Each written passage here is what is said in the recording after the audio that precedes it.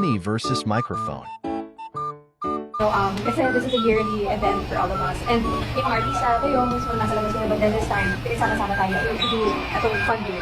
Yeah, syempre, thankful po kami dahil hindi po nagsasawa sa amin ang management ko na mag-perform. Kasi yun na ito. And parang, gano'n makaiba yung performances niya before versus ngayon, nag-grabe yung talaga yung pangalan niya. Of course, every year, ang we aim for excellence. Maganda ba yun? Parang viral. Yes. And also, Sheena, sabi mo, na sana, sabihin ng mga tao pinost sila na, joke lang yan. Opo, meron po kasi trending sa TikTok. Super nag-enjoy po kami sa performance. Sabi nyo, parang yung mga iba-ibang klaseng, iba-ibang klaseng rendition ng song niyo. How do you feel about that? May demonstrate po siya. Hindi po, anak ko.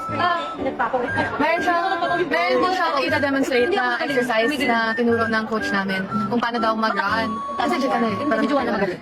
I-demonstrate mo yun. Ano po, Rising Star by Billboard Philippines.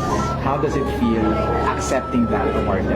It's truly a big honor po, especially for us na we're still starting the tour.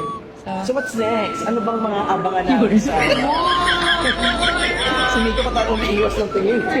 Work? Nag-enjoy ba kayo, Bini? Sobra po!